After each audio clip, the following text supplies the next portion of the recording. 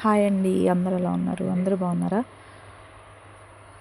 నేను బాగానే ఉన్నాను. మీ అందరి సపోర్ట్ వలన వీటికి అన్నం పెట్టడానికి ఏ లోటు లేకుండా స్టార్టింగ్లో అయితే కొంచెం ఇబ్బంది పడేదాన్ని రైస్ కోసం. ఇప్పుడైతే ఎలాంటి ప్రాబ్లము లేదు. సపోర్ట్ చేస్తున్న అందరికీ థ్యాంక్ యూ.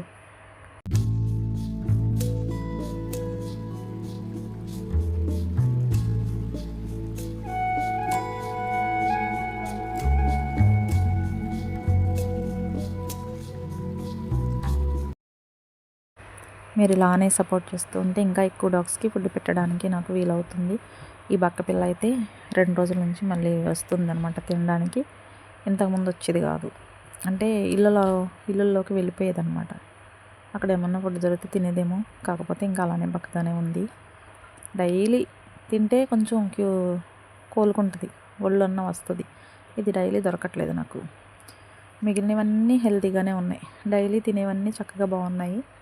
బుడ్డికి కూడా మొన్న కొంచెం స్కిన్ ఎలర్జీ టైప్లో, అదే బాడీ అంతా బిజ్జల కింద అయిపోయింది. అసలు నా ఛానల్ స్టార్టింగ్ బుడ్డి వీడియోస్ ఉంటాయి, కాకపోతే ఛానల్ మాత్రం హై అవ్వడానికి కానీ ఎక్కువగా వ్యూస్ రావడానికి పాపులర్ వీడియోని విక్కీ వీడియో అనమాట. ఇంటి దగ్గర ఉన్న విక్కీ గడిది, తర్వాత బుడ్డి అనమాట ఎక్కువ.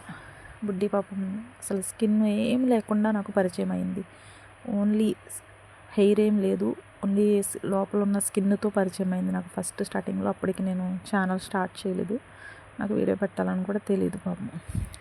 అప్పుడు దానికి అన్నం పెట్టి దగ్గర చేసుకుంటే పాపం బండి సౌండ్కి లేచి వచ్చేసేది. అలా అలా బుడ్డి నాకు బాగా దగ్గరైంది. బుడ్డికి అన్నం పెట్టడం చూసి ఆ నల్లోడు వచ్చాడు.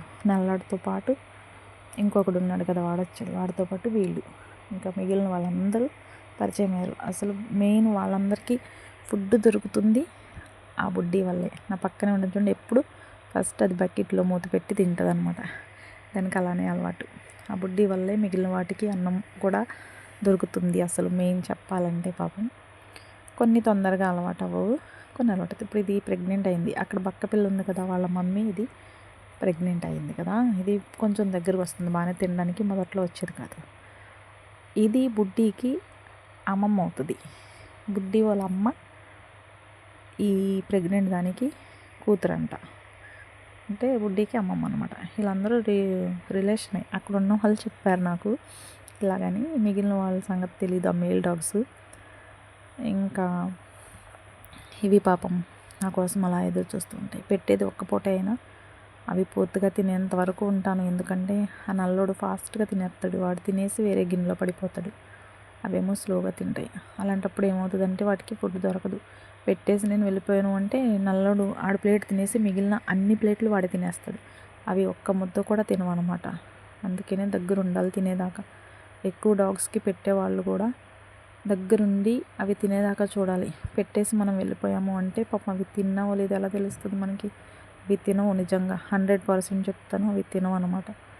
అందులో మనం 100 డాగ్స్కి ఫుడ్ పెడుతున్నాము అంటే 50 డాగ్స్ కూడా తినవు కడుపు నిండా. ఒక 25 డాగ్స్ తింటాయేమో కడుపు నిండా. ఎందుకంటే ఫాస్ట్గా తినేవి, కొంచెం పెద్దవి రౌడీజం చేసేవి ఉంటాయి. అవి ఒక చోట తిని రెండో చోటకి మూవ్ అయిపోతూ ఉంటాయి అన్నమాట. వేరే చోట గిన్నెలో అన్నం ఉందనుకోండి, వీడికి పెట్టింది ముందు తినేసి మిగిలిన వాటి మీద పడిపోతాయి. అందుకోసమని డాగ్స్కి ఫీడింగ్ చేసేటప్పుడు ఎప్పుడైనా అవి తినేంత వరకు మనం దగ్గరుండి ఆ మిగిలిన చిన్న చిన్న డాగ్స్ తినే వరకు మనం చూడాలన్నమాట. అందుకే నేను అన్నం అవన్నీ వాటికి పెట్టిన అన్నం అవి తినేదాకా ఈ నల్లోడిని కవర్ చేస్తూనే ఉంటాను. స్వీట్ అమ్మ ఇది ఈరోజు విడిగా వేరే చోట ఉంది, స్వీట్కి వేరే చోట పెట్టాను. అది మాత్రం ప్రేమ చూపిస్తుంది. ఫస్ట్లో నేను బుడ్డి స్వీటీని చూసి ఇద్దరు ఒకేలా ఉన్నారే, ఒక తల్లి బిడ్డలే అనుకున్నాను. కాకపోతే ఇద్దరు తల్లి కూతుర్లు అని తర్వాత తెలిసింది. అసలు బుడ్డి స్వీటీ కూతురు అంటే నాకే నమ్మసకం అనిపిస్తుంది. స్వీటీ ఒక చిన్న పిల్లలా ఉంటుంది, పొట్టు బుడంకాయ. బుడ్డి దీని కూతురు అంటే ఇంకెలా ఉంటుంది చెప్పడానికి. అందుకని అది నల్లోడు అక్కడ తినేసాడు, ఇక్కడికి వచ్చేసాడు. ఇంకోడు ఉన్నాడు కదా బ్రౌన్ కలర్, బ్రౌనీ గడు, వాడు సుళ్ళు కారుచుకుంటూనే ఉంటాడు, ఎప్పుడు చూసినా సుళ్ళు కారుచుకుంటుంటాడు. వాడు కూడా వచ్చేసాడు ఈ నల్లోడు వెనకాల. అందుకని స్వీటీని తినకుండా చేస్తాయేమో అని చిన్న కర్ర దొరికింది అక్కడ, కర్ర మొక్కించుకుని వాటిని బెదిరిస్తున్నాను. నల్లోడు మొత్తం నా వెనకాల అలానే చూస్తున్నాడు. వాడు చూపు, వాడు భయంకరంగా అనిపిస్తుంది. కానీ ఎంత క్యూట్, వాడు బాగా అలవాటైపోయిన అల్లుడు.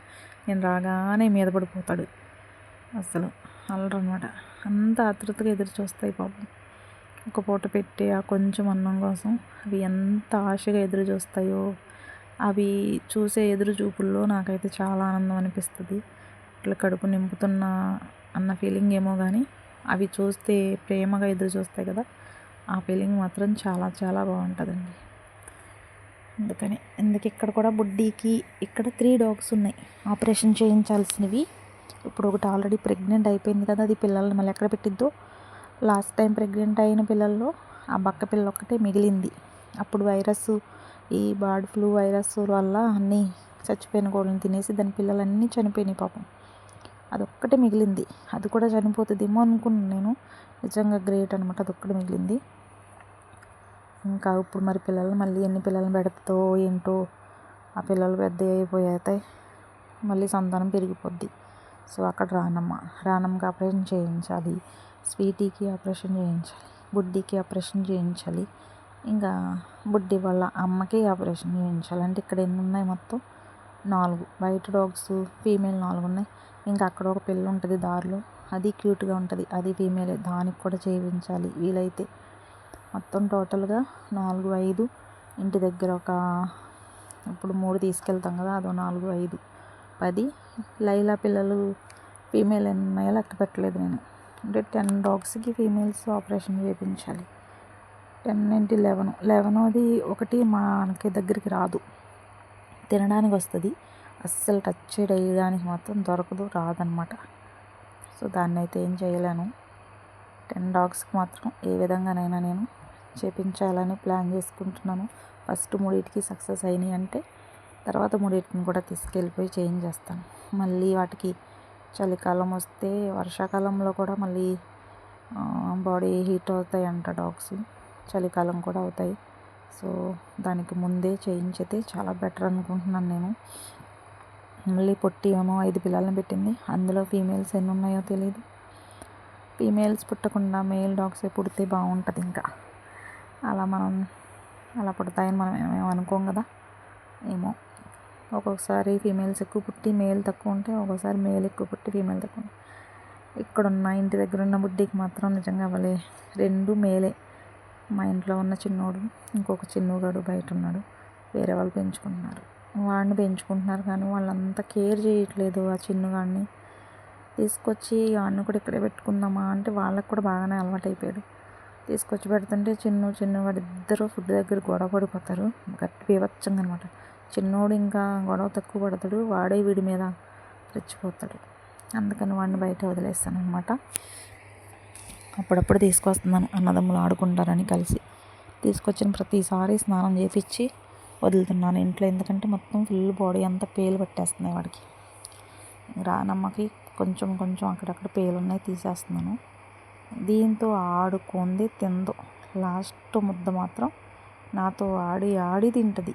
అదేంటో మరి పిచ్చి తల్లి, దానికి ఆడుకోవడానికి ఎవరో ఉండలేదేమో, నాతో ఆడుకుంటుంది.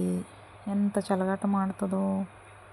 ఆడిన తర్వాత కానీ ఆ అన్నం అంతా పూర్తి చేయదు, అంత ప్రేమ చూపిస్తుంది రానమ్మ. చాలా క్యూట్గా ఉంటుంది కూడా. ఎవరైనా పెంచుకుని ఉంటే భలే ఉండు ఇంట్లో, కాకపోతే అది పెంచుకోలేదు, బయటే వదిలేశారు. అంత అందగత్తి. ఏమో వీటి జీవితం ఏంటో, దేవుడు ఎందుకు వీటికి ఇలాంటి లైఫ్ ఇచ్చాడో తెలియదు. మనుషుల మీద ఆధారపడతాయి, మనం పెడితేనే తింటాయి, లేదంటే తినవవి. వాటికి ఇంకా ఎవరు పెట్టరు ఫుడ్, మనం పెడితేనే కదా. అందుకే మనుషుల మీద ఆధారపడతాయి అన్నమాట. కానీ మనుషులేమో పెట్టట్లా, కొడుతున్నారు, రాళ్ళు పెట్టి కొడుతున్నారు ఇష్టం వచ్చినట్టు. ఇంకా వాళ్ళ ఇష్టం.